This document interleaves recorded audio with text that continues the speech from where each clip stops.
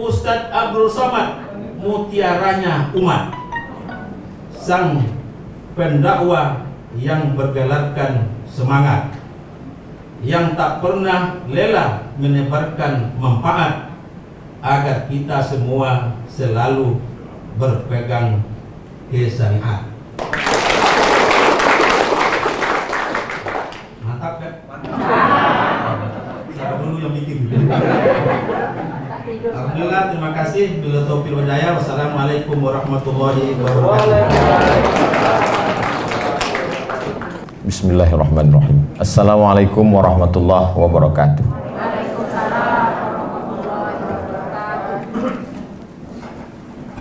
Anak raja pergi menyelam dengan perunggu. Sambutan salam. Lupa pula pantun. Sambutan salam kurang semangat, mungkin karena Ustaz Somad datang mengganggu. Insya Allah makna mengganggunya seperti yang disampaikan Pak Ketua yang baik-baik, insya Allah. Amin ya rabbal alamin. Alhamdulillah, saya ucapkan puji kepada Allah. Saya masih diizinkan berjumpa dengan Bapak Ibu Hakim yang mulia. Saya menganjurkan supaya ustadz-ustadz penceramah sering-sering ceramah di depan hakim supaya nanti terbiasa di padang mahsyar. Tak dapat saya sebutkan satu persatu, Pak Ketua bil khusus, kemudian Pak Wakil, kemudian Panitra, kemudian semua pegawai. Kalau Pak Ketua tadi menyebut sampai yang kontrak, sampai yang honorer, sampai adik-adik mahasiswa yang magang, disebutkan semua. Yang besar tak dihimbau gelar, yang kecil tak disebut nama. Insya Allah kita semua dimuliakan Allah Subhanahu wa Ta'ala. Amin ya rabbal alamin. Setiap majelis kalau tak disebut solawat, maka majelis itu menjadi antanajifah, majelis bangkai. Maka majelis kita ingin menjadi majelis mulia. Allahumma salli ala Sayyidina Muhammad wa ala ali Sayyidina Muhammad. Tausiah dalam rangka pembinaan mental keluarga besar Pengadilan Tinggi Agama Pekanbaru dan Pengadilan Agama sewilayah hukum Pengadilan Tinggi Agama Pekanbaru. Jadi takut saya keluar dari yang sudah ditetapkan, kata kuncinya mental. Maka saya bukalah kamus lengkap bahasa Indonesia. Wa ma adraka ma mental. Apa mental itu? Ternyata katanya di situ, kata kamus itu, mental itu adalah sesuatu yang tidak berkaitan dengan fisik dan tenaga, tapi dia terkait dengan batin dan tabiat manusia. Oh, kalau begitu dua, bukan fisik, bukan tenaga, tapi dia terkait dengan batin yang tak nampak. Alhamdulillah, yang diukur itu, kalau saya mau masuk ke kantor pengadilan ini, yang diukur adalah fisik. Itu maka sebelum masuk tadi 2 kali kena tembak. Begitu keluar dari mobil 35, 36. Boleh masuk? Boleh. Andailah mental itu ada alat detektornya macam itu juga, mungkin tak masuk. Turun Abdul Somad, rupanya sudah ditemukan alatnya dan dipasang di kantor ini. Lalu begitu dipasang, lampu merah, maka ini tidak layak untuk masuk wilayah bebas korupsi, WBK. Sebetulnya sakitnya tak seberapa, malunya. Apalagi itu bisa ditulis di mana-mana. Jadi yang membuat mental orang ini rusak, yang pertama, saya takut silap salah, jadi saya batasi dalam 6 poin.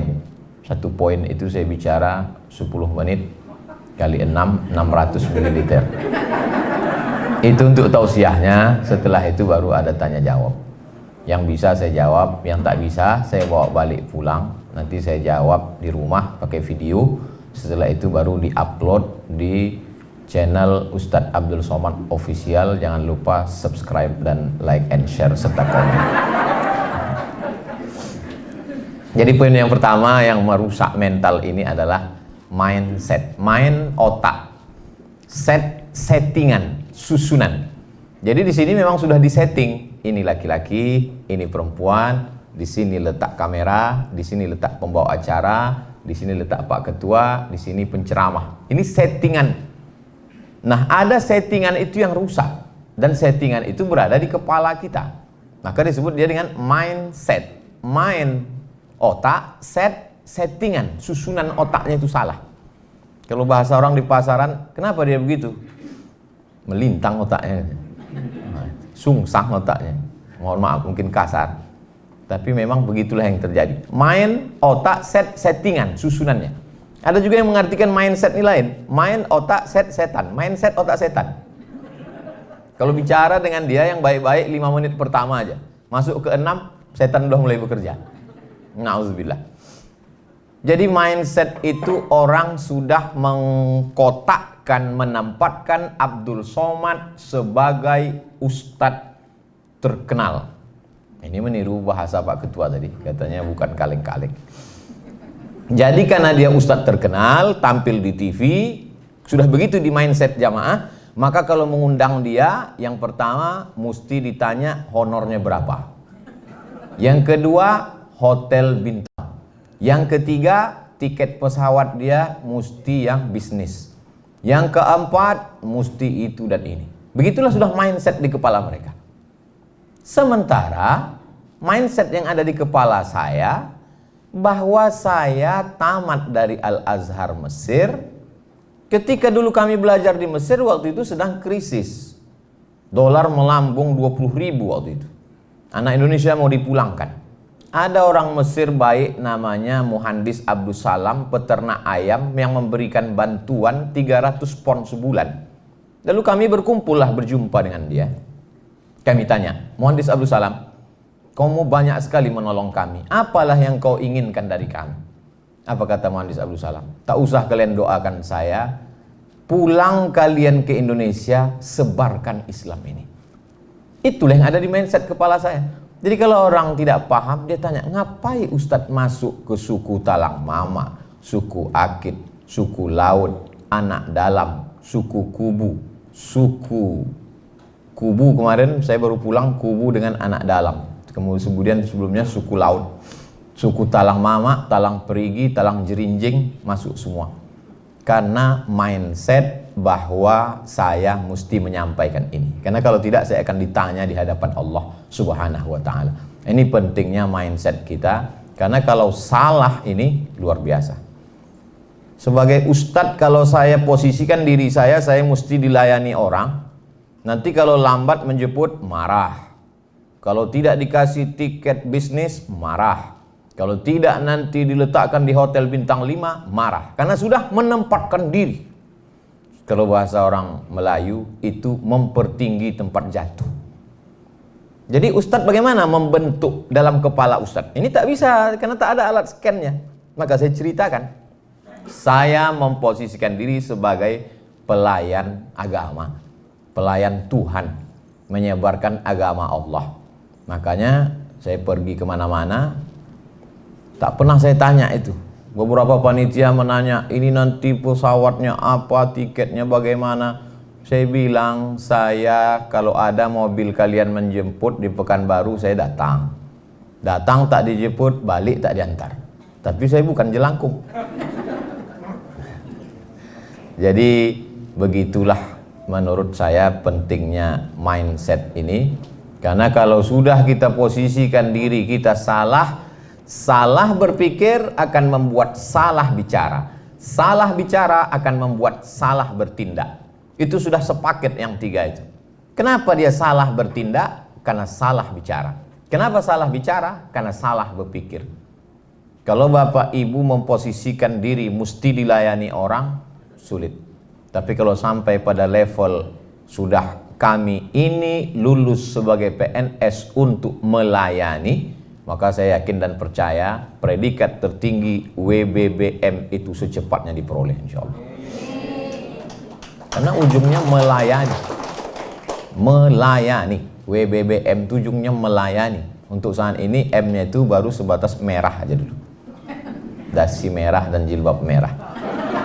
Tapi lama-lama nanti insya Allah sampai pada melayani umat. Ambil contoh simpel tentang lulus menjadi pegawai negeri sipil.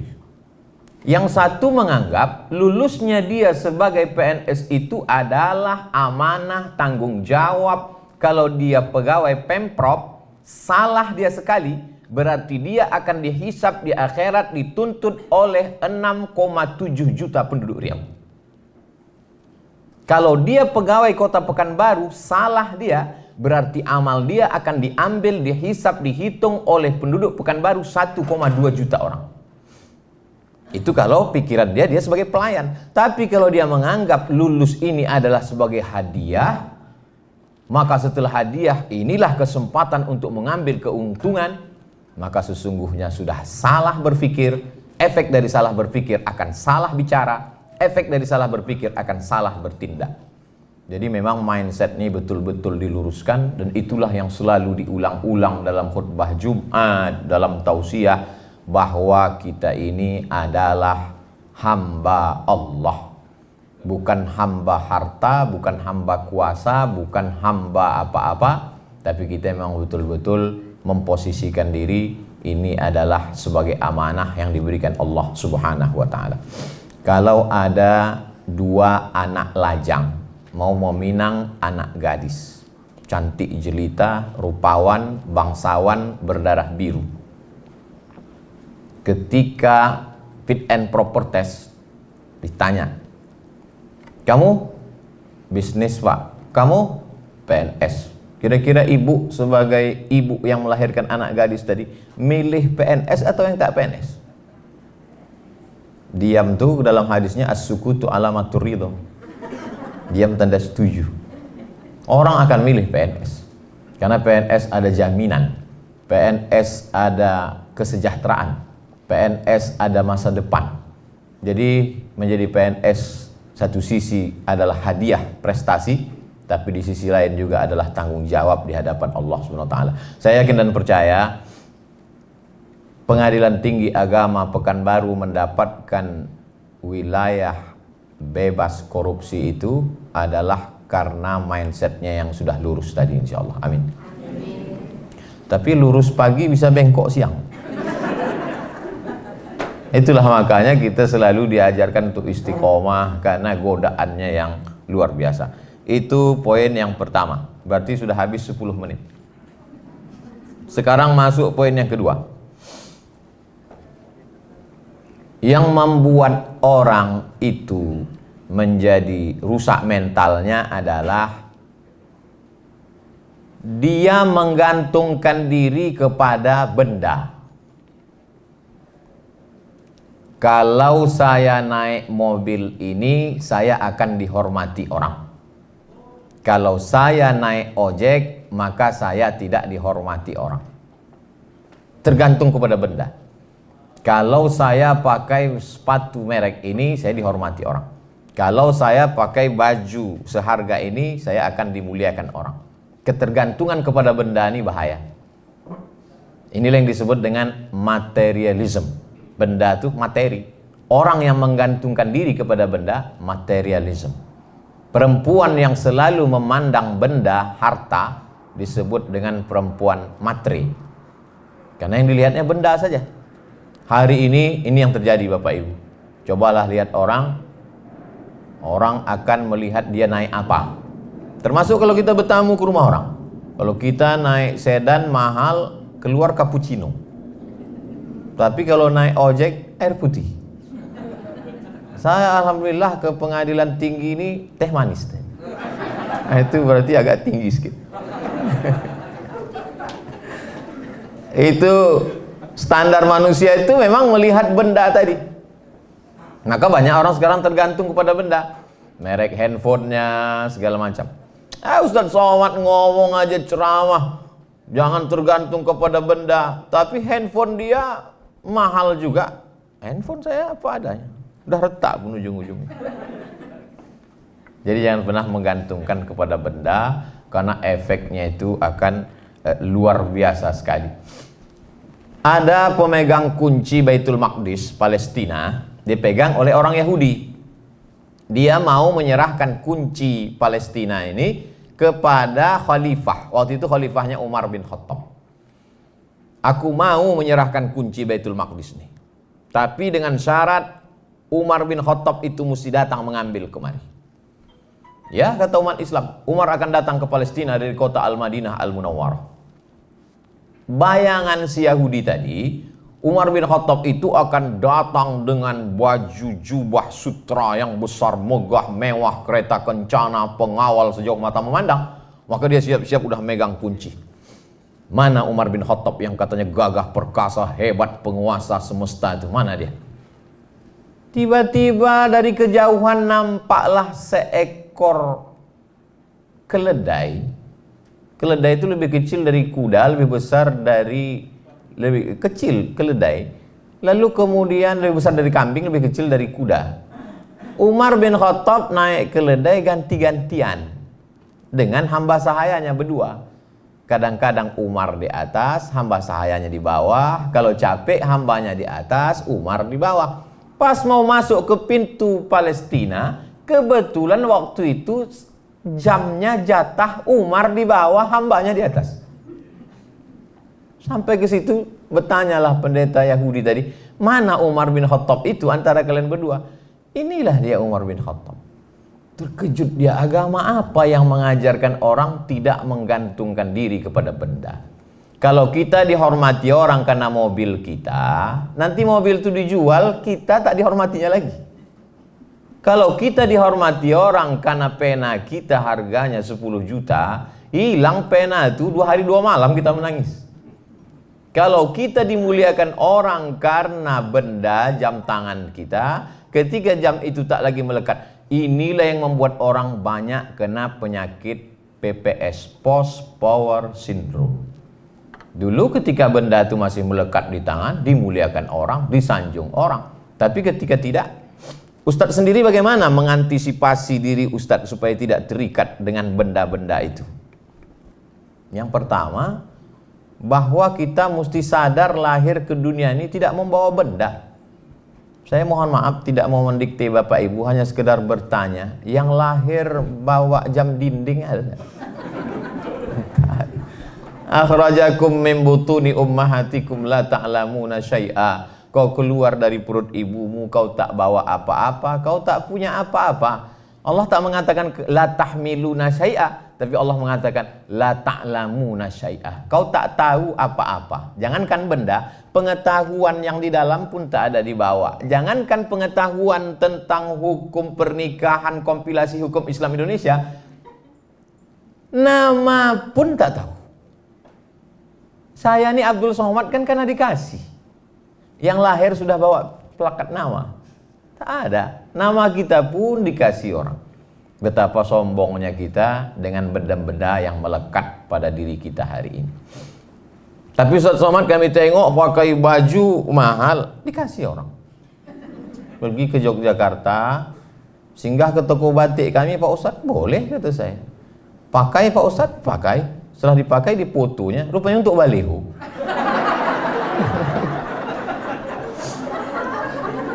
Pergi ke Jambi, jumpa Bupati Tanjung Jabung Timur. Kemarin, alhamdulillah Pak Ustadz, sekarang tak sanggup lagi penjahit-penjahit kami di kabupaten itu untuk mencetak batik-batik ini. Dulu tak laku Ustadz. Setelah kami pajang foto Ustadz baliho besar-besar, tak sanggup penjahit itu lagi, sekarang permintaan banyak. Alhamdulillah kata saya senang Pak Bupati. Tapi ada yang mau kami sampaikan Pak Ustadz. Apa tuh Pak? Royalti belum bisa lagi Pak Ustadz. Kalau kita terikat dengan benda, pergilah saya ke mall SK. Sampai di atas saya tengoklah harga baju 500.000. Oh, mahal ini. Turun saya ke lantai bawah, diskon 100 katanya. Saya beli yang 100. Saya beli 5 biji. Saya pakai. Dipuji orang, bagus ya kata dia. Di situ saya paham bahwa bukan bajunya, tapi yang memakainya.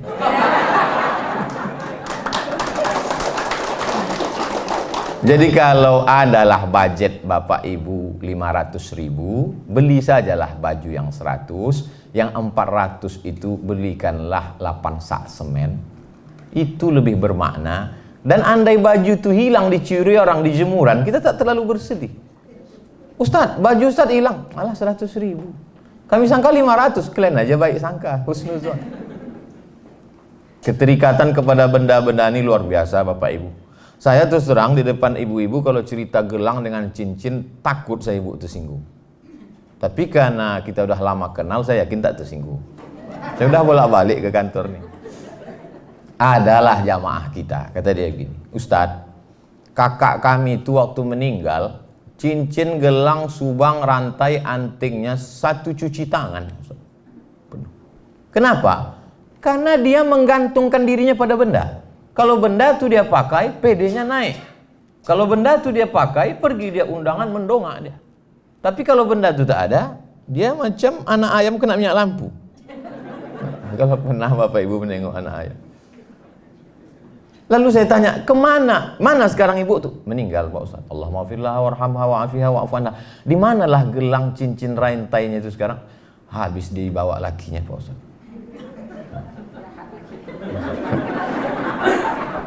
Itu yang laki-laki model seperti itu tak ada di PTN. Jadi maksud saya ibu tak usah khawatir, tak usah cemas. Efek dari menggantungkan diri kepada benda. Tapi Ustadz kami tengok pakai benda juga. Peci Ustadz lain dari yang lain, dikasih orang. Tulisannya apa bacaannya itu Pak Ustadz? Sebelah kanan Muslim United, sebelah kiri sedulur saklawasi. Sedulur saudara, saklawasi selamanya. Kenapa bahasa Jawa? Orang Jogja ngasih. Cincin Pak Ustadz dikasih orang juga. Tengoknya saya batu. Saya kumpul-kumpulkan batu tuh hampir 200.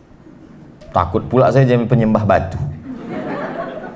Bapak Ibu yang dimuliakan Allah Subhanahu wa taala, jangan terikat kepada benda, karena keterikatan pada benda ini bahaya, merusak integritas, dan ketika kita mati dia tinggal semua. Tinggal. Maka beberapa cincin itu saya lelang. Daripada saya bawa mati, bagus saya lelang. Kami jual lah cincin batu rubi di Hotel Madani Medan depan Istana Maimun. Terjual cincin Ustadz Somad batu rubi 50 juta. Dipakai orang perempuan, suaminya dari Belanda. Pakainya. Mantap kata saya. Semua duit 50 juta ini untuk pembangunan pondok pesantren tahfiz Quran. Karena itulah yang akan mengalir. Dibaca orang Quran 1 hari, 2 juz, 1 bulan, khatam 2 kali, 1 tahun 24 kali. Itulah yang mengalir. Adapun kita pakai dia ke mana-mana, maka sesungguhnya keterikatan pada benda ini amat sangat merusak. Dari mulai harga baju, jam tangan, cincin, gelang, rantai, peci, mobil, dan lain sebagainya. Habis 20 menit. Yang ketiga, kita kalau ceramah di WBK itu memang mesti detail, karena tak boleh ada korupsi sedikit pun, termasuk korupsi waktu. Wah, itu luar biasa. Poin yang ketiga adalah jangan sampai cinta habis untuk makhluk Allah. Kalau sampai bapak menghabiskan cinta bapak untuk ibu, tiba-tiba ibu itu berpindah ke lain hati, gelap dunia ini Pak. Begitu juga sebaliknya, ibu jangan terlalu habiskan cinta ibu ke bapak. Karena kalau sampai nanti bapak ini direbut pelakor, wah ini judul ceramah Ustadz ini provokasi ini, merusak ini. Makanya dalam hadis dikatakan Habib habibaka haunamma asa ayyakuna baghidaka yaumamma. Benci dan cinta tempatnya sama-sama dalam hati. Maka berapa banyak orang pagi benci, petang sayang, petang benci, malam cinta, dan lain sebagainya. Maka habiskanlah cinta itu untuk yang bermanfaat buat Allah. Kenapa ibu cinta ke bapak? Karena dengan cinta ke bapak bermanfaat. Innama huwa jannatuki wa naruki. Nabi itu yang mengatakan, bukan Abdul Somad. Bu, kata Allah, innama huwa, bapak itu, jannatuki, bisa jadi surgamu, wa naruki, dia bisa jadi neraka. Jadi ibu cinta ke bapak, kenapa? Karena Allah. Cinta ibu sama bapak. So sweet Pak Ustaz. Apa dasarnya? Karena dialah surgaku, karena dialah nerakaku. Ibu bisa masuk neraka gara-gara bapak. Ibu juga bisa masuk surga gara-gara bapak. Jadi cintanya kenapa? Karena Allah. Pagi ini saya diminta untuk menasehati seorang ibu yang kehilangan anak sedang lucu-lucunya hafal Quran 5 juz umur 6 tahun. Apa pukulan tak berat itu? Diminta saya menasehati ibu itu sementara anak saya seumur itu juga. Saya khawatirnya kita nasehati orang, besok anak kita meninggal. Kadang ustaz-ustaz cash and carry ujian itu datang. Maka saya nasihati, ibu sayang kepada dia, tapi ada yang lebih sayang daripada ibu. Allah lebih sayang.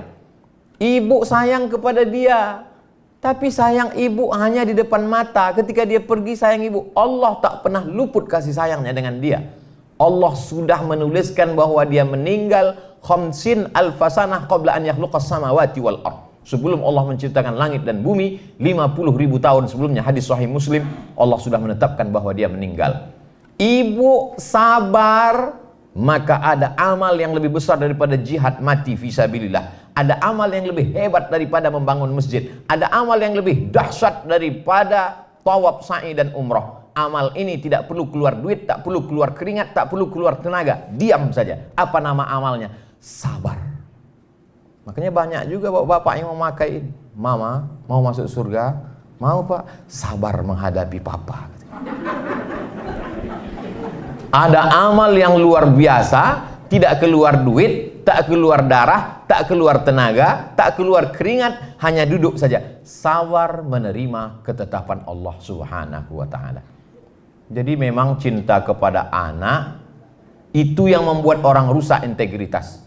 Anak mau handphone baru, harganya 25 juta, gaji 5 juta.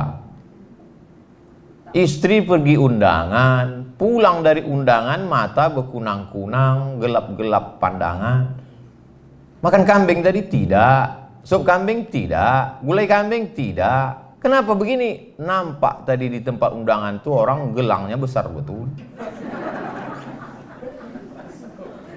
Cinta kepada istri membuat orang korupsi. Cinta kepada anak membuat orang rusak integritas. Terlalu sayang kepada suami, suami minta itu, minta ini, ibu juga mesti memberikan. Kau kan sudah kerja, aku yang mengizinkan kau kerja. Maka gajimu kalau kau mau masuk surga cepat kasihlah ke abang, beserta semua surat-surat tanahmu. Inilah semua salah satu efek dari kalau cinta kita habiskan. Orang jatuh cinta ini bisa gila pak. Laki-laki yang gila nih. Namanya Qais. Perempuan yang digila-gilakannya itu namanya Laila. Mohon maaf kalau ada Bu Laila. Maka disebut dia dengan Laila Majnun. Padahal yang gila itu Qais. Tak disebut Qais Majnun. Laila Majnun. Artinya tergila-gila kepada Laila. Sampai akhirnya datanglah orang bertanya kepada dia. Adunya turidu alaila turidu amid dunya wa ma fi tawayaha. Hai Qais, ya. Kalau kau disuruh pilih dua, mana yang kau pilih? Laila atau dunia beserta isinya? Ada dua pilihan ini. Ada dunia, ada Laila. Mana yang kau pilih? Dijawablah Qais. Lahubaru ni'aliha ahabbu ilayya wa ashfa li balwaha, kata Qais. Debu yang menempel di selop sandal Laila lebih kucinta daripada dunia beserta isinya. Ini bisa bapak pakai untuk ibu nanti. Bang, mana yang abang pilih antara dunia atau adinda? Kata bapak, debu yang menempel di sandalmu lebih menyembuhkan luka hatiku daripada dunia beserta isinya. Apa kata ibu itu menjawab? Itu kan ceramah Ustaz Somad. Dia tak tahu habis paket ibu itu gara Ustaz.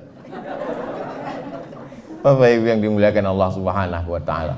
Jadi kalau cinta kepada Laila sampai bisa membuat gila, itulah yang membuat orang gila jabatan, gila cari duit, gila habis semuanya hanya untuk cinta kepada manusia, kepada anak, kepada makhluk, kepada yang lain-lain. Mau berangkat haji 20 tahun. Kalau mau berangkat cepat ONH plus. ONH plus paling murah 100 juta. Yang mau diberangkatkan ini orang tua. Karena cinta kepada orang tua, orang bisa masuk neraka. Makanya disebut berbuat baiklah kamu wa anfiqu min thayyibat, yang baik-baik saja. Berapa banyak orang di Indonesia untuk menyenangkan hati orang tuanya dia korupsi. Ya Allah, aku tahu korupsi ini haram, tapi untuk menghajikan emakku ya Allah. Kata malaikat, saya enak otak kau aja, kata dia.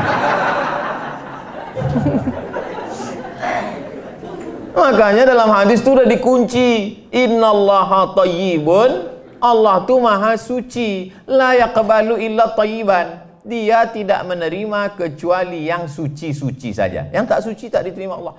Kau sedang apa tuh? Mencuci. Mencuci itu baik, tapi ternyata airnya air kencing. Mana bisa mencuci pakai air kencing? Mencuci mesti pakai air mutlak, air suci, tahir. Berwuduk dengan air tahir mutahhir, suci dan mensucikan. Kalau tidak, maka tak diterima. Saya mohon maaf juga kepada Bu Suci kalau ada yang menonton. Habis 30 menit. Poin yang keempat. Poin yang keempat, kalau kita mau jaga integritas ini adalah bahwa semua yang kita makan itu akan menjadi darah daging. Gaji, pendapatan. Ustaz Somad, yang kami keluarkan zakat ini apakah gaji saja Pak Ustadz? Semua saya bilang. SPPD, uang sifat, uang tunjang, uang sundul, uang tanduk. Total semua dapat 10 juta, 2,5%, 250 juta. 1 juta 25 ribu, 1 juta 25 ribu, 10 juta 250 ribu. Dapat 100 juta, 2 juta setengah. Dapat 1 miliar, 25 juta. Semangkok nasi lemak. Saya tak setuju kalau nasi lemak Pak Ustaz. Oke, ketupek gulai paku. Tak usah kita permasalahkan masalah ini. Lalu kemudian semangkok bakso dibeli dari duit haram, disuap dengan doa Allahumma barik lana fima razaqtana wa qina azabannar. Berubah dia ayyuma lahmin, setiap daging di badan, nabata min haramin, dia tumbuh dari yang haram, fannaru aulabih, tempatnya api neraka. Turun Abdul Somad dari Masjid An-Nur, tegak di bawah, di atas timbangan. Timbangan duduk. Jamaah-jamaah silakan naik. Wah, tentu Ustadz duluan. Ustadz tuh selalu terdepan. Pas giliran undangan makan, Ustadz dulu. Pas timbangan, Ustadz dulu. Begitu juga waktu saya masuk ke rumah sakit umum Arifin Ahmad. Masuk ke ruang ICU. Saya dulu dipakaikan mereka baju. Masuk. Bapak tak masuk, kami di luar aja Pak Ustaz. Begitu saya keluar saya tanya, kenapa saya aja masuk? Disitulah penyakit menular tuh Pak Ustaz. Sampai hati jamaah. Naiklah saya ke atas timbangan tadi. Rupanya di atas timbangan tuh ada 10 knot. Diletakkan kaki jari-jari ini, langsung keluar ada datanya. Kolesterol, gula darah, canggih timbangan ini. Bisa dibacanya tapak kaki kita. Lama saya temenung Bu, Pak. Terpikir saya, andai nanti di akhirat ada juga timbangan model macam itu naik, setelah itu keluar tulisan print outnya. Abdul Somad, berat kau 50 kilo, yang halal 10 saja.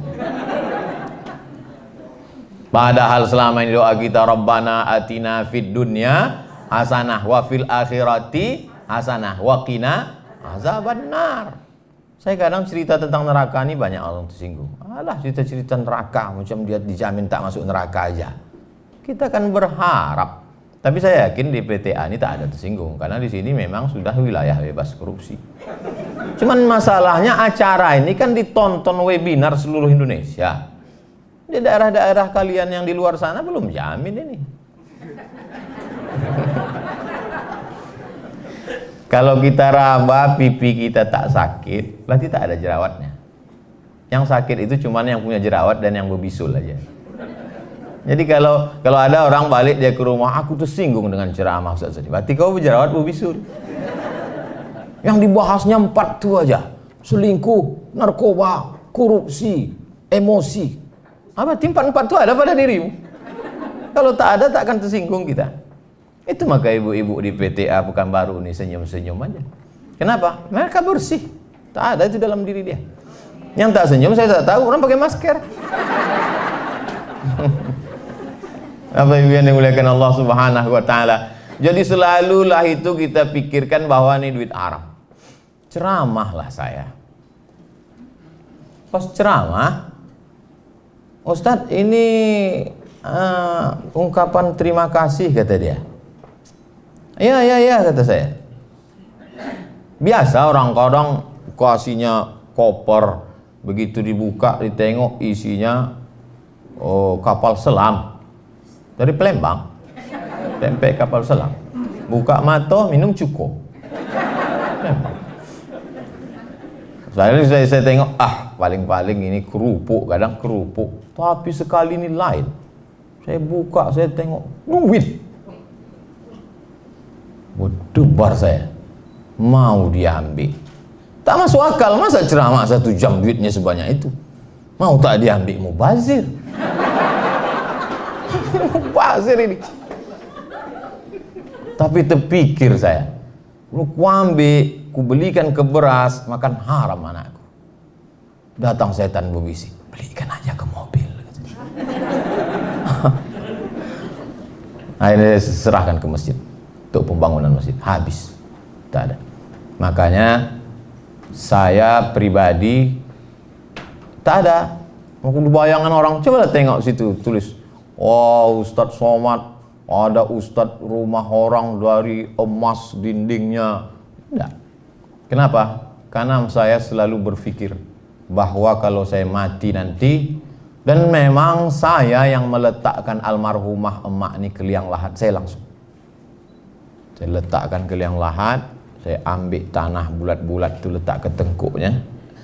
Karena kalau tak diletakkan tanah di tengkuk itu, jasad itu terlentang lagi. Diletakkan di tengkuk, hadapkan muka. Orang meninggal tuh Bu, meninggal tuh Pak, hidung ini ditempelkan ke dinding. Ini dinding, hidung tuh tempel. Bapak Ibu kalau mau merasa di liang lahat, nanti malam tidur letak di dinding. Tempat tidur saya menempel ke dinding. Jadi kalau saya tidur malam, saya menghadap ke dinding, hidung saya tempelkan ke dinding. Beginilah aku mati nanti liang lahat. Supaya kita ingat betul. Kadang ceramah ini tak masuk lagi ke telinga, termasuk saya. Siapa mau menceramahi saya?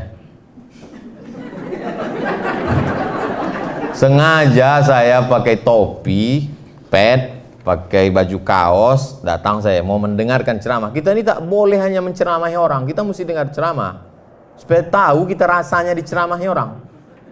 Jadi saya mau mendengar lah ini. Dengar. Apa kata pengurus masjid? Karena kebetulan hadir bersama kita Ustadz Abdul Somad, maka kami mintakan supaya memberikan kultum. Astagfirullah. Saya tak pakai peci, saya bilang. Pakai peci saya. Akhirnya buka tapi pakai peci. Pecinya tak masalah, baunya yang luar biasa.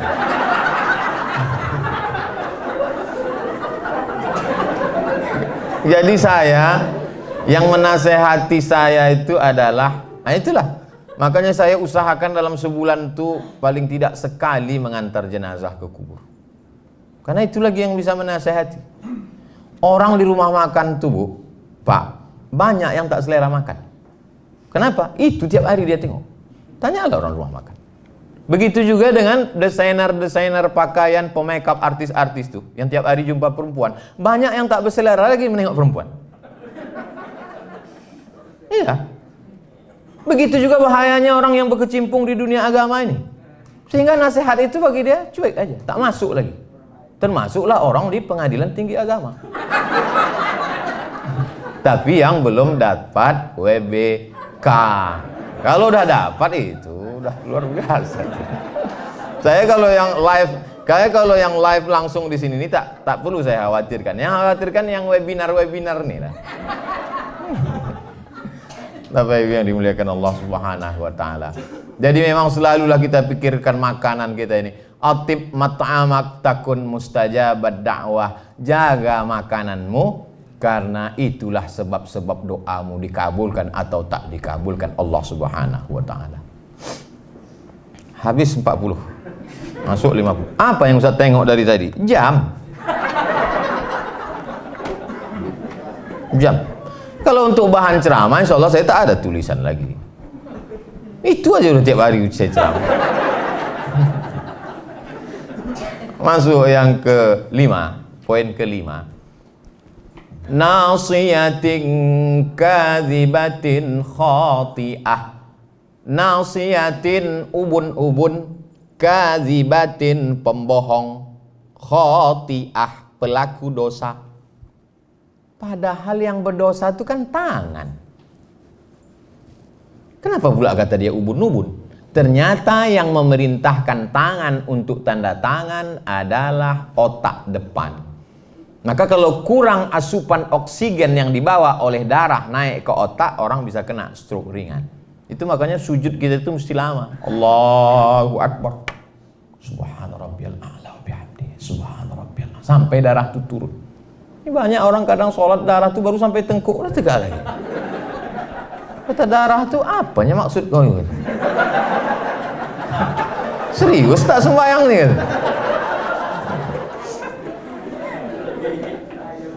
Itu maka Bapak Ibu sehat-sehat, segar-segar. Padahal tugas di PTA ini berat. Kenapa? Karena sujudnya sempurna. Subhana rabbiyal a'la wa bihamdihi. Banyak orang sujud itu macam stempel pos. Tuh, mentang-mentang tempat kerja dia pakai martil, cepat dia buat. Ini berpengaruh luar biasa darah ini. Nausiyatin ubun-ubun, kazibatin pembohong, khotiatin pelaku dosa. Padahal yang melakukan dosa kaki, padahal yang melakukan dosa tangan, padahal yang melakukan dosa mata, padahal yang melakukan dosa telinga, yang melakukan dosa maaf kemaluan. Tapi kenapa dikatakan ubun-ubun? Karena semua perintah itu datang dari ubun-ubun. Maka kalau khawatir handphone kita itu disadap orang, di telepon. Ini siapa yang memerintahkan ini? Ubun-ubun. Sini atasan. Jangan ubur-ubur. Ubun-ubun inilah yang memerintahkan. Itulah makanya ketika kita wudhu itu yang diusap kepala, ubun-ubun, ambil air. Mazhab Syafi'i, ubun-ubun. Saya kalau ceramah buka topi, itu tujuannya untuk mempraktikkan langsung. Yang kedua untuk ngasih tahu saya tak gundul. Yang gundul jangan tersinggung. Tak ada niat mau menyindir. Jadi itulah makanya kepala itu diusap.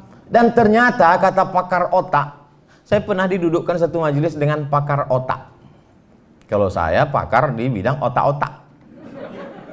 Pakar otak didudukkan sama saya membahas ayatnya, dia membahas otak. Kata dia, otak kita nih Pak Ustadz, itu di-scan satu hari 5 kali. Ada alat scannernya. Subhanallah, Masya Allah. Sama macam ajaran Islam. Satu hari kita men-scan kepala 5 kali. Subuh, zuhur, asar, maghrib, isya. Itu yang jamaah webinar. Adapun di PTA, tahajudnya, duha. Itu maka mereka mendapatkan kedudukan yang mulia, yang terhormat, yang luar biasa. Jadi setiap saya mengatakan itu bisa jadi doa, belum terwujud. Jadi kalau saya berdoa untuk saudara saya, dikirim Allah malaikat. Apa kata malaikat? Amin, kabulkan doa orang ini, walaka misluh, maka kau dapat sama seperti yang kau doakan. Lalu apa bentuk efeknya terhadap makanan tadi Pak Ustadz? Apa pula yang merubah integritas kita? Maka sesungguhnya segala yang kita makan mempengaruhi cara berpikir otak kita. Jangan heran kalau ada ketemu orang isi otaknya kotor terus. Gara-gara makanannya kotor, berefek ke kepala.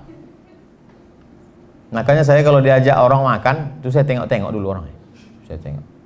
Ustaz, makan kita. Aduh, saya sibuk betul. Saya tak mau saya. Kenapa? Saya tahu ini paling-paling nasi kotak. Ceramahlah saya di bank konvensional. Saya kalau diundang ceramah konvensional, saya tetap datang. Tapi makanan, duit yang dikasih tak. Kasihlah kue kotak. Saya sedang puasa sunat. Balik dari ceramah, pas di bawah flyover azan maghrib. Allahu Akbar, Allahu Akbar. Begitu saya buka, oh lemper. Mau dilewatkan Allah mau barik lana, datang bisikan malaikat, haram Abdul Somad. Apa kata setan? Halalkan dengan bismillah. Setan ini pandai. Saya tahan sampai jam ceramah maghrib di Sakuntala.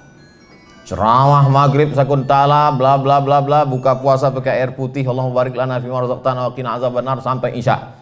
Habis Isya tanya jawab, panjang pula tanya jawab lagi daripada pengajian. Habis itu pulang. Nanti enak nih makan kerang rebus di jalan Nangka. Sampai sudah turun mau ini, nampak saya lah orang, maaf, buta jual kuaci. Saya tanya, mau kemana? Mau pulang Pak, kata dia. Di mana tempatnya? Jalan Paus. Udah malam, udah jam habis Isya pengajian jam 9. Jalan kaki ke Paus, paling tidak dia jalan 30 menit lagi. Saya tunda makan, saya bawa dia. Ayolah, saya antar ke Paus. Saya antar ke Paus, saya kasihkanlah kue kotak tadi. Ternyata jatah dia lah itu. Berarti Ustaz kasih dia makan haram? Enggak. Karena itu untuk kepentingan umum, orang susah. Adapun untuk kita mengambil manfaat di situ maka tak boleh. Makanya kalau ada duit-duit haram, serahkanlah ke masalih ammah yang dinikmati. Jadi maksud Ustaz boleh kami ambil uang haram? Mana tahu dah tak tertolak lagi. Ada kadang-kadang kondisi kita begitu. Bisa kan? Udah kita tolak juga. Ini saya takut merusak WBK ini, kata dia. Sekali-sekali tak apa. Tak ada yang tahu. Udah payah aja, ambil lah. Ambil tapi berikan untuk masalih ammah. Untuk buat WC, fakir miskin, anak yatim, duafa. Saya bersama kawan-kawan membuat yayasan. 35 orang. Kawan saya waktu sama-sama di IAIN, saya pernah di IAIN Pak, tahun 96. Kawan-kawan saya di Al-Azhar. 35 orang kami buat yayasan. Datanglah satu waktu rapat. Ustaz Abdul Somad, ya, saya kurang setuju kalau yayasan ini terlalu besar sampai 35. Bagaimana orang kalau berat, gemuk, payah berlari. Kita sulit untuk buat keputusan. Saya bilang, justru yayasan itu kalau terlalu kurus, dilarikan yayasan ini nanti. Biarlah gemuk kita musyawarah, biarlah berat yang penting kita bersama. Akhirnya kumpul. Bulan 12 kemarin kami menyalurkan santunan beras 26 ton keliling Pekanbaru. Termasuk pondok pesantren di Siak ada yang dapat 600 kilo. Pondok pesantren, anak yatim, duafa di tepi sungai Siak, tiap bulan kami salurkan. Saya khususkan saya berada di Pekanbaru hari Jumat sampai Sabtu kedua tiap bulan. Jumat khutbah Jumat, habis sholat Jumat bagi-bagi santunan, malamnya iktikaf dari jam 2, langsung muhasabah zikir dan doa, pengajian subuh, langsung tanya jawab. Supaya apa? Supaya lepas tanggung jawab di hadapan Allah. 12 kali khutbah, 12 kali iktikaf, 12 kali sholat subuh pengajian, 36 titik untuk kota Pekanbaru. Jadi tak ada alasan orang mengatakan apa itu Abdul Somad, Ustadz terbang hinggap lebih banyak terbang daripada hinggap. 36 titik untuk tahun 2021 dari Januari sampai Desember itu untuk kepentingan bersama. Jadi kalau ada nanti ada komen-komen di Instagram, di YouTube, Ustadz Abdul Somad kok nggak ada pengajian di Pekanbaru? Kau tak datang. Bapak Ibu yang dimuliakan Allah Subhanahu wa taala, itu menjaga bagaimana jangan sampai nasiyatin kadzibatin khati'ah. Yang terakhir, yang keenam. Saya yakin ceramah saya ini ditonton oleh seluruh yang mulia, yang hakim-hakim. Mudah-mudahan ada satu di antara yang 6 ini dimasukkan ke tes CPNS. Mengapa yang ditanya ubun-ubun? Kata dia.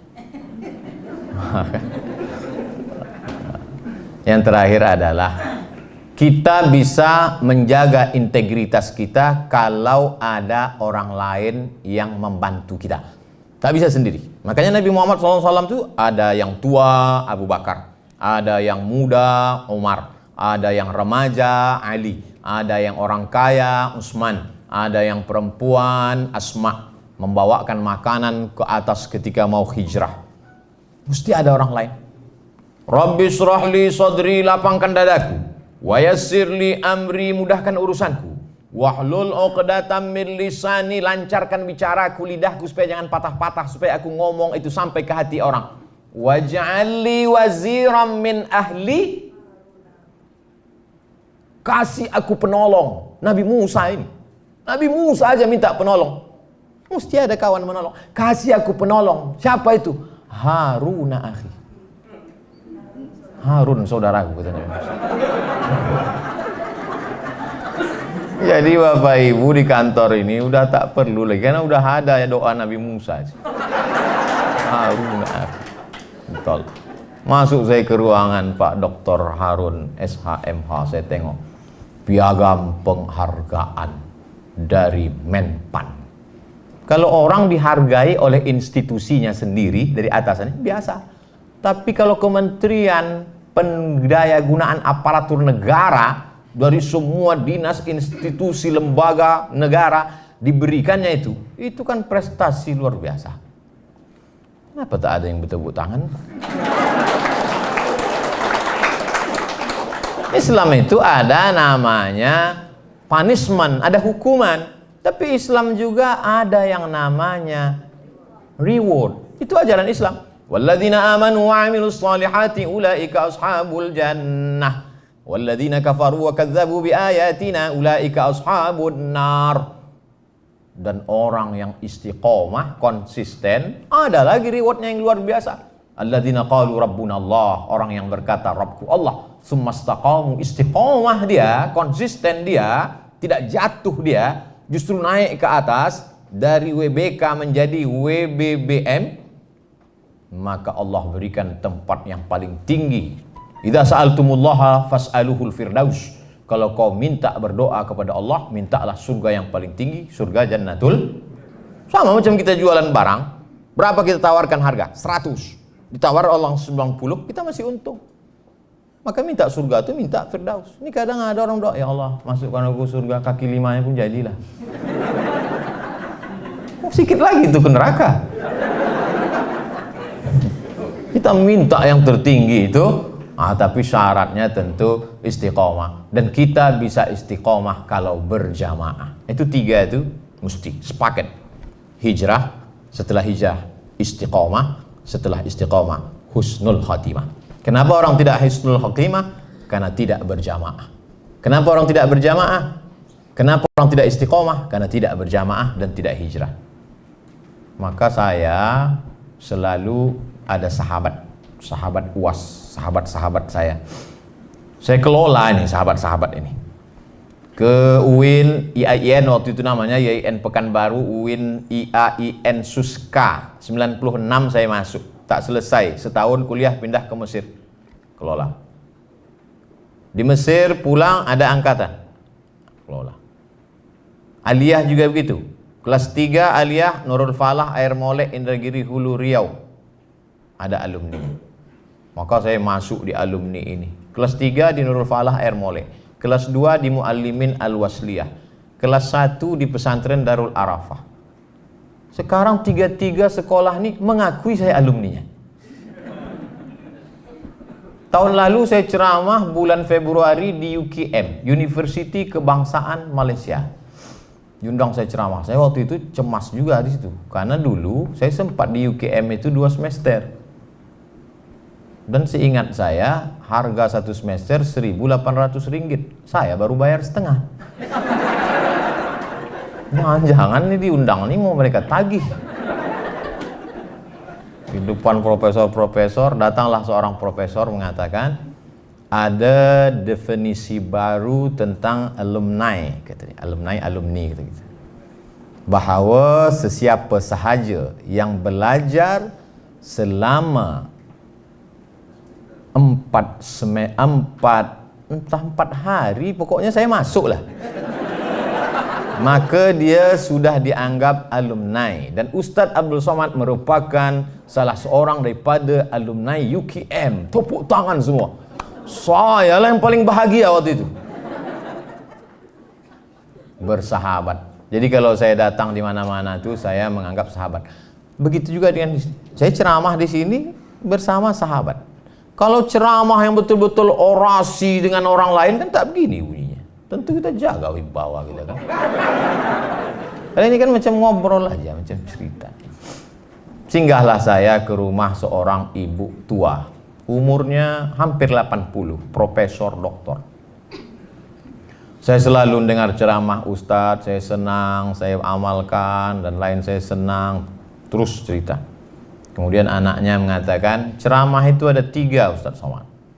Yang pertama, ceramah orator, orasi. Itu adalah monolog, sendiri dia saja.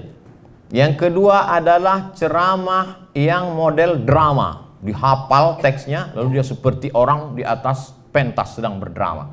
Yang ketiga adalah model ceramah dialogis, seperti bercerita dengan jamaah. Ustadz Somad, penilaian saya pada ceramah model dialogis. Ustadz seolah-olah sedang bercerita dengan jamaah, kata dia. Oh, saya pun mengangguk. Padahal waktu itu saya baru paham, baru saya paham. Saya lebih mengedepankan dialog dengan orang. Makanya setiap kajian itu selalu saya buka tanya jawab.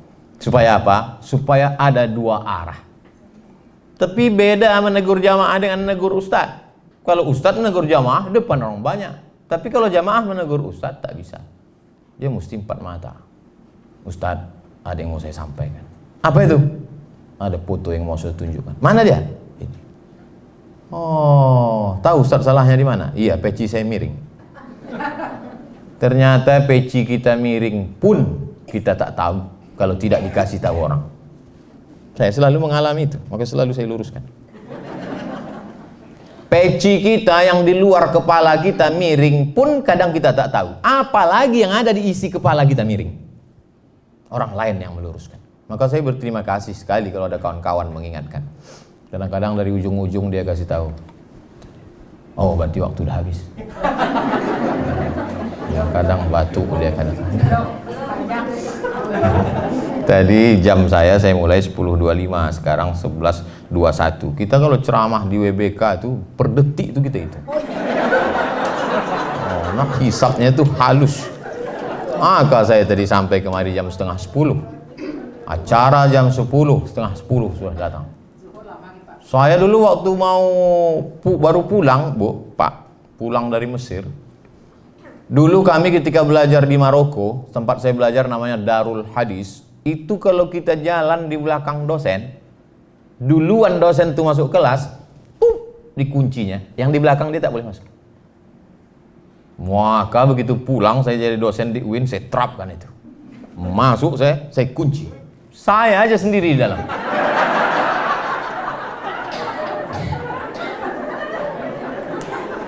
Lama-lama saya berpikir, sesudah sebulan 2 bulan 2 kemungkinan. Kalau aku tak bisa merubah mereka, aku yang berubah ikut macam mereka. Akhirnya setiap jadwal jam 8:15 saya datang. Karena kalau saya datang jam 8, tak ada orang. Sudah begitu. Maka disiplin yang ada di PTA Pekanbaru ini mesti diterapkan di seluruh kampus, kantor, mesti mengikut seperti. Kantor-kantor lain datang studi banding kemarin. Aku sampaikan kepada kalian yang belum dapat WBA, wahai webinar dimanapun berada.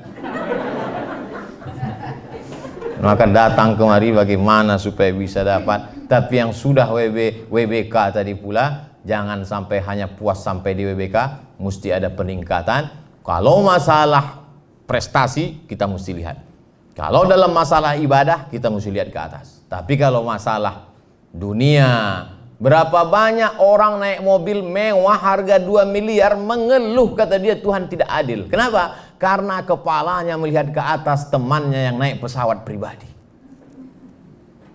Tak ada harga mobil. Ini yang naik pesawat. Saya waktu naik pesawat pribadi itu Pak, dijemput ke Pekanbaru. Dipoto, di-share. Wah, maaf pun komen.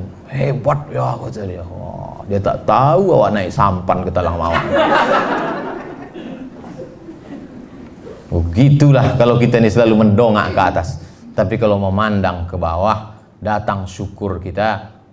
Orang tidak akan sampai pada derajat syukur kalau dia tidak pernah mau melihat nikmat Allah Subhanahu wa taala kepada seluruh berbagai macam jenis model manusia. Saya termasuk orang yang susah menangis. Banyak orang menangis, sikit-sikit menangis, sikit-sikit menangis. Saya susah.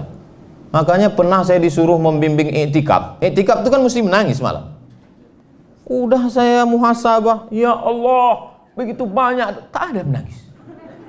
10 menit udah tak ada menangis. Lama-lama menangis saya, kenapa orang ini tak bisa menangis? Ya Allah, kenapalah orang ini tak menangis? Akhirnya menangis juga orang. Saya cuma susah menangis. Tapi ada masanya saya ceramah di Panam. Itu memang dari mulai masjid itu sampai pulang tak berhenti tangis. Maaf, beribu maaf. Putus 2 tangannya. Putus, tapi doanya lama.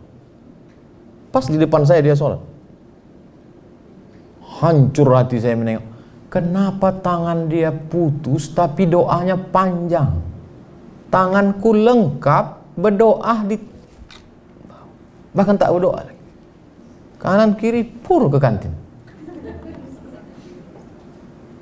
Jadi kadang memang kita ini kurang bersyukur. Efek dari kurang bersyukur itu kita tidak menganggap bahwa hidup ini nikmat. Kita tak menganggap ini nikmat.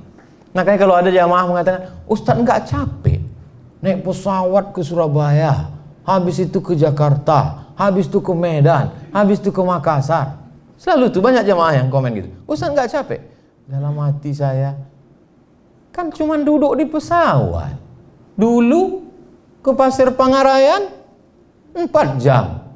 Ke Bagan Siapi-api 7 jam. Ke Tembilahan 7 jam.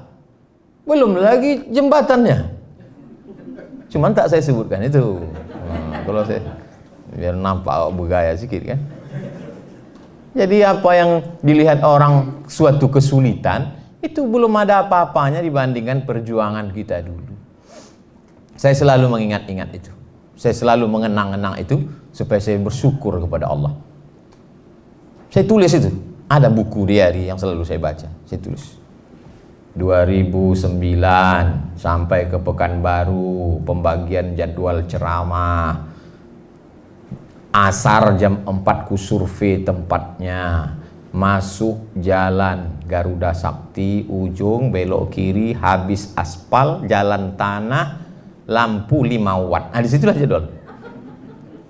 Supaya datang syukur kita kepada Allah SWT. Foto pun begitu. Foto itu saya simpan. Foto saat-saat susah, saat-saat sulit. Supaya kita bersyukur kepada Allah Subhanahu wa taala.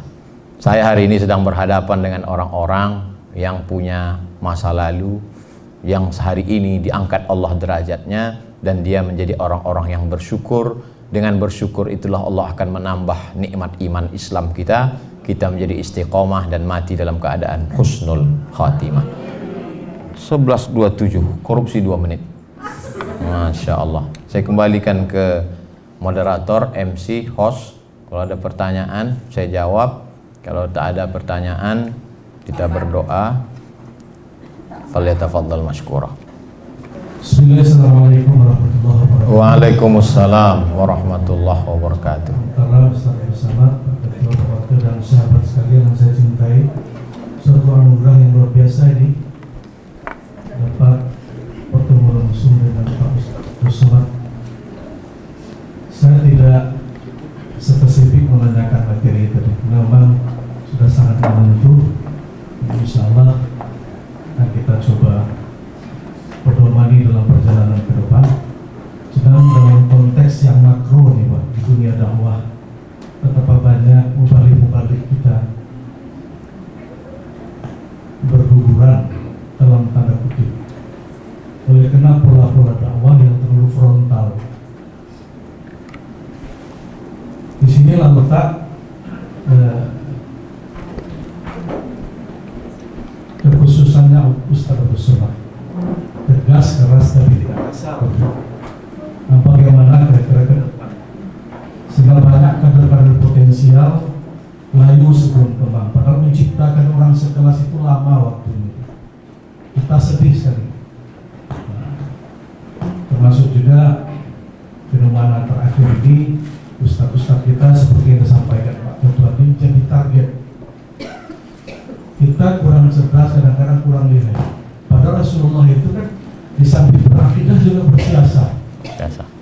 Ada contoh kecil yang kita sama-sama paham di malam hijrah itu contohnya kisahnya kisah sederhana sekali. Di malam hijrah itu Ali disuruh tidur di tempat tidurnya. Ada sekedar itu, tapi luar biasa pesan itu. Jangan main hentam promo yang mudah dipatahkan orang. Belum apa-apa udah terbaca gerak kita. Orang lain apa yang tidak direncanakan untuk menghancurkan Islam, tapi tak terdeteksi oleh kita. Ini perlu juga nih. Dan saya bangga Bapak mempunyai yayasan tadi 35 kader di sana.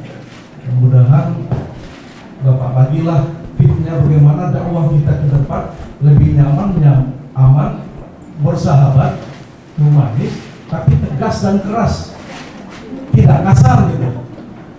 Tapi kalau kita dipancing oleh orang lalu kita terjebak, ada di kitab Nizami aja yang dipasang orang kita terjebak. Kasihan kadar-kadar terbaik, padahal itu mahal sekali. Aset-aset kita berada di balik tali besi. Saya tidak menyalahkan siapa-siapa, tapi ceramah Ustaz sangat bijak dan menjadi konsumsi kami keluarga besar. Benar yang disampaikan oleh Pak Ketua tadi.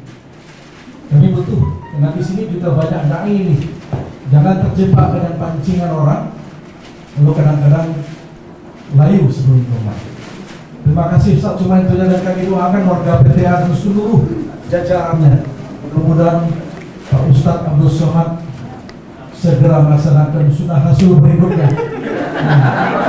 Kalau perlu saya Pak Naskah, Hakim Tinggi Pengadilan Tinggi Agama.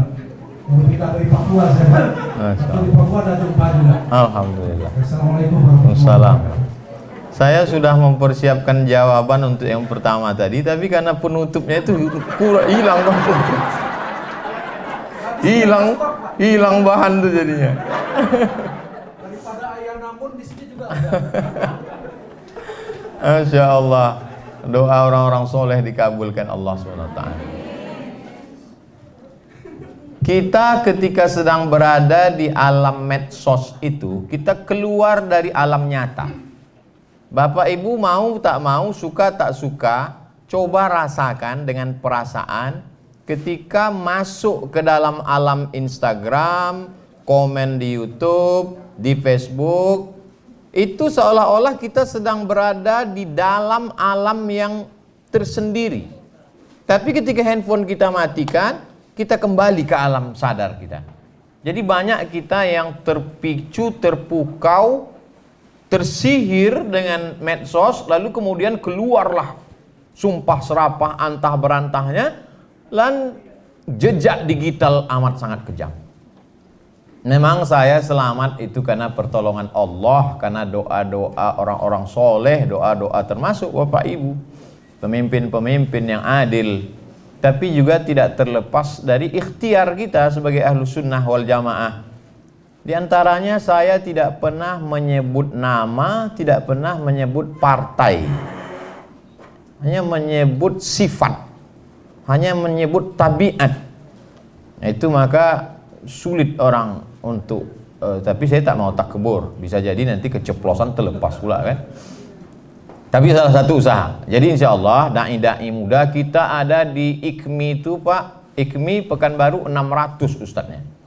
MDI 1000. Jadi MDI dan Indonesia sudah 1600. Belum lagi IKADI, kemudian Muhammadiyah, Nahdlatul Ulama, belum lagi ustadz yang tidak terikat dengan organisasi. Maka bisa jadi ustadz di Pekanbaru 3000 ustadz dengan jumlah penduduk kota Pekanbaru 1.200.000. Jadi perlu memang pelatihan supaya selamat dari jeratan hukum, selamat dari UU ITE, selamat dari macam-macam.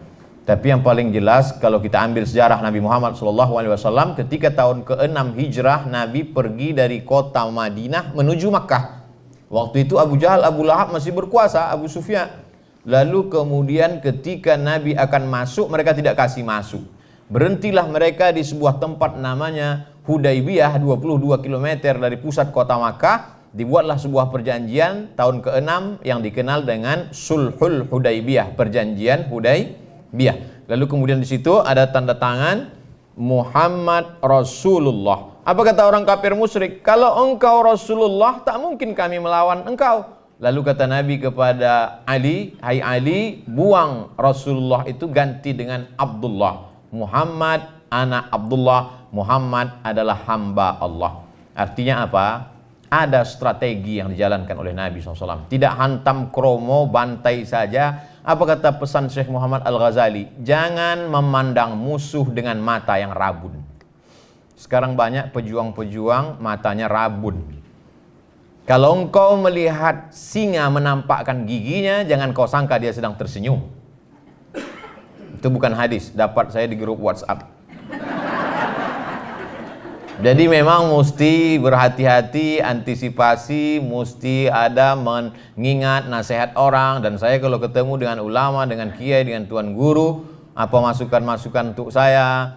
Ada kawan-kawan ceramah di advokat, pengacara, apa ya, mereka sampaikan semua. Tapi balik lagi kepada kalau kita sudah berusaha optimal, terjadi juga qadar Allah. Tapi kalau kita tidak ada usaha, maka sesungguhnya itu adalah hukum sebab dan akibat.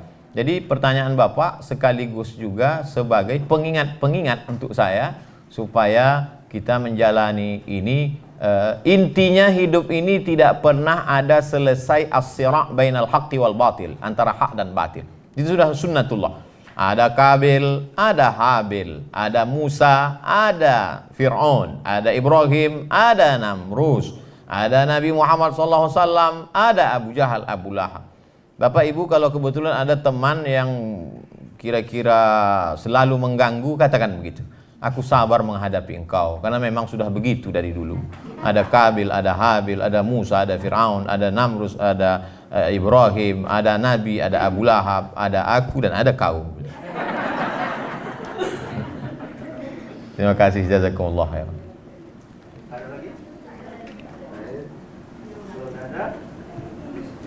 Ceramah lanjut. Terus ceramah kata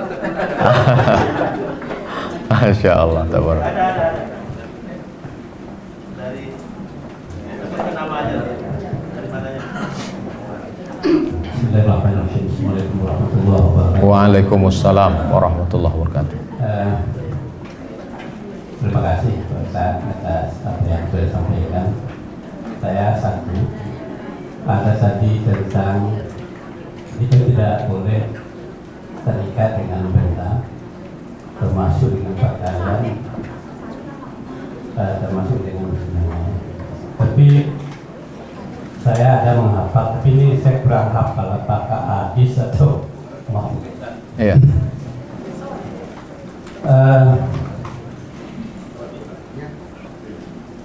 Luhusukum kiramukum qabla al-yurus, ulumukum kiramukum ba'da al-yurus. Di sini kaitannya adalah tentang kita harus menjaga wibawa pakaian, wibawa penampilan, supaya di situ ada kemuliaan. Mohon penjelasan Pak. Assalamualaikum warahmatullahi wabarakatuh. Waalaikumsalam warahmatullahi wabarakatuh. Libasukum kiramukum qablal julus. Pakaian kamu adalah kemuliaan kamu sebelum duduk. Andai saya datang ceramah ke PTA ini tadi, pakai celana jeans, pakai baju kaos, pakai helm, naik motor. Saya parkir ke depan, saya masuk ke dalam, lalu saya sapa, "Assalamualaikum guys." Kira-kira menurut fikih salahkah itu? Tak salah, karena aurat minas surrati ila rukbah, dari pusat ke lutut tertutup. Tak salah. Tapi secara etika, karena Islam ini isinya 3. Yang pertama akidah, yang kedua fikih, hukum halal haram, yang ketiga adalah akhlak. Inilah yang diambil dari hadis Jibril, iman, Islam, dan ihsan. Saya kena pada pasal 3, pasal ihsan. Lalu kemudian tentang pakaian, ada seorang ulama besar di Alexandria, Iskandaria, 200 km dari Kairo, namanya Syekh Muhammad Abdul Ba'is, ahli hadis. Saya datang ke majelisnya, sorbannya bersih, ganteng, wajah, jubahnya 2 lapis, jubah di dalam putih, jubah di luar hitam, duduk dengan wibawanya. Libasukum kiramukum qablal julus. Pakaianmu adalah kemuliaanmu sebelum engkau duduk. Lalu kemudian ada seorang mahasiswa Indonesia bercerita bahwa suatu ketika istri Syekh Muhammad Abdul Ba'is sakit. Maka datanglah pelajar Indonesia ke rumah membantu mencucikan pakaian Syekh. Dia terkejut karena dilihatnya beberapa jubah Syekh itu koyak dan dijahit berkali-kali. Lalu kenapa yang dipakainya waktu berceramah itu pakaian yang bersih? Karena dia mau menjaga muru'ah, kehormatan. Yang saya maksud tadi adalah sampai berlebih-lebihan menggunakan uang untuk pakaian. Sampai lemari 3 isinya pakaian semua. Sampai Ustadz Somad sendiri kami lihat setiap video tuh bajunya ganti-ganti. Itu di studio punya orang. Habis pakai letakkan lagi. Datanglah orang mengirim WA ke saya, kata dia, "Ustadz tolonglah kasih kain itu ke saya karena saya tengok Ustadz ceramah, habis ceramah dapat kain." Saya bilang kain itu tak ada lagi, di lemari saya hanya tinggal 5 biji kain saja. Kain untuk tidur, kain untuk sembahyang, kain untuk tamu. Kain-kain yang lain tuh habis semua dibagikan. Jangan sampai kita terjebak pada pakaian-pakaian tadi.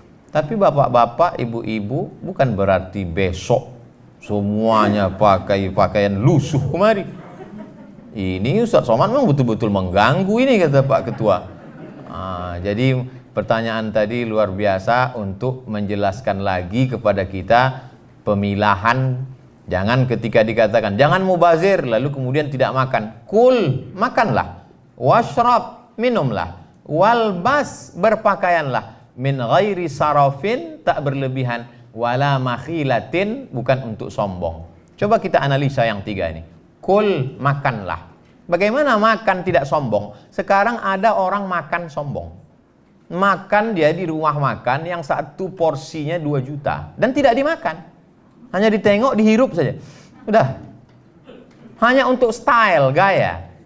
Habis makan dipoto langsung update. Alhamdulillah tadi makan siang di rumah makan ini, langsung pujian-pujian. Padahal makannya pun ngutang juga. Kul, washrab, minuman. Berapa banyak minuman hanya untuk gaya-gaya. Bahkan sekarang ada satu konten di YouTube yang hanya untuk menampilkan minuman. Minuman ini mabuknya begini, harganya ini. Minuman ini kalau diminum maghrib mabuknya subuh. Ada.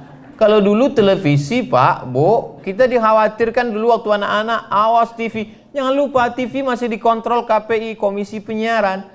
Sekarang ada TV yang tidak bisa dikontrol KPI. Apa itu? Cheat channel TV. Dulu kalau mau buat TV mesti 100 sekian miliar. Sekarang orang bisa punya TV, 1 orang bisa punya 3 channel TV. Luar biasa. Jadi zaman anak kita tak seperti kita. Walbas, berpakaianlah. Min ghairi sarafin, tak berlebihan. Wala makhilatin, tak pula untuk sombong. Jadi analisa Ustadz selama di PTA ini, adakah nampak jamaah ini berpakaian berlebihan untuk sombong? Tidak. Sebanyak-banyak pakaian kita paling-paling 3 lapis. Maaf, singlet di dalam, kemeja, jas. Kalau sampai 4 lapis, itu bukan kaya, demam.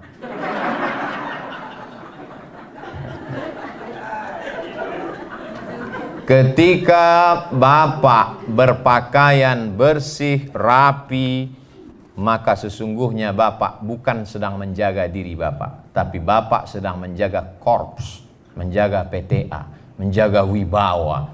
Makanya kalau saya ceramah, saya pakai pakaian yang bagus, topi yang bagus, yang kira-kira orang. Tapi kalau saya sedang tidak ceramah, saya pakai sandal jepit, saya pakai celana training, saya pakai baju biasa, makan saya di pinggir-pinggir jalan. Saya dengar orang tuh berbisik, mirip Ustaz Somad. Gitu. Saya nyetir sendiri, saya jalan sendiri.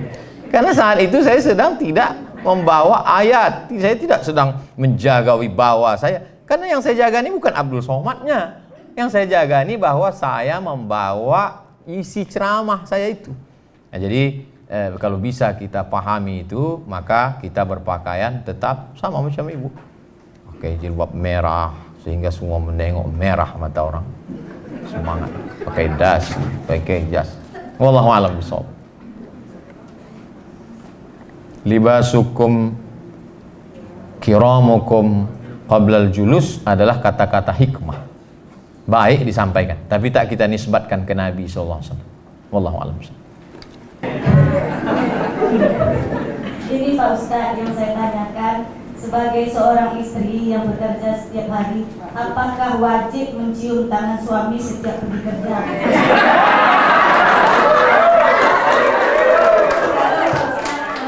Baru-baru nikah itu ya Pak, tapi terlambat. Terkadang suami di kamar mandi, kita main pergi aja.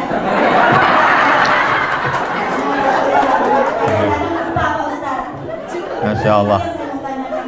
Betul. Berapa lama saya tidak pernah cium tangan tersebut?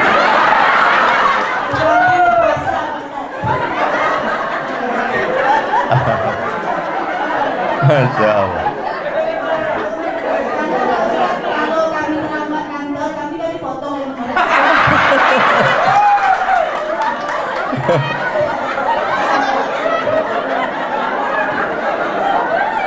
Masya Allah.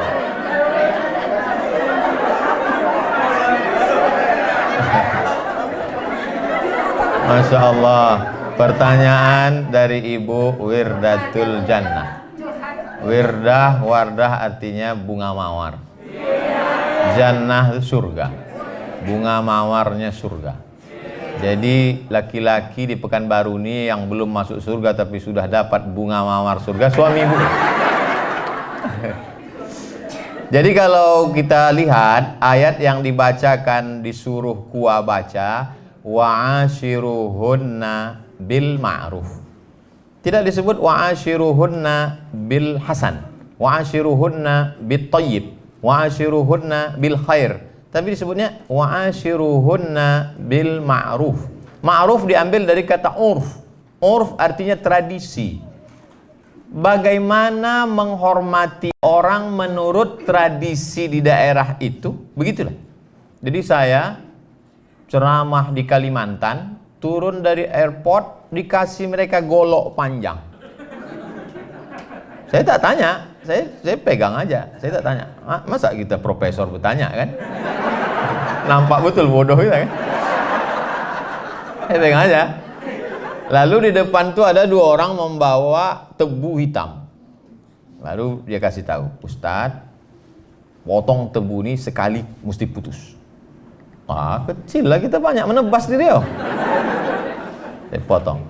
Lalu kemudian saya pergi ke Sumatera Barat, disambut yang punya rumah makan sederhana, disambut dengan tari-tarian. Sebelum itu mereka datang membawa sirih, bawanya tepak. Saya duluan, saya ambil satu sirih itu, saya masukkan. Pedasnya minta ampun. Pas giliran ke samping gubernur, bupati, dia ambilnya ujung aja sedikit. Wow, tak tahu. Kok tahu tentu sedikit aja. Tapi udah tetelah, udah tekunyah kan. Itu namanya senyum pedas. Lalu kemudian sampai ke Papua, turun pesawat di Sorong. Sampai di Sorong, disambutlah saya, dikasih piring besar, gambar burung kasuari, ada saya simpan sekarang di rumah. Disuruh saya menginjak piring itu. Dari potong tebu di Kalimantan, tarian di Sumatera dengan makan daun sirih, menginjak piring besar, substansinya sama. Apa itu? Begitulah menurut local wisdom, kebijaksanaan lokal untuk memuliakan tamu. Cuman caranya. Nah, hampir kesepakatan seluruh dunia bahwa mencium tangan itu adalah bentuk penghormatan. Jadi ketika ibu dulu mencium tangannya, maka sekarang juga cium. Karena ketika ibu berubah, maka hatinya juga akan mengalami perubahan untuk menerima respon itu. Ketika tak dicium, dalam hatinya, mentang-mentang aku udah lisut gitu.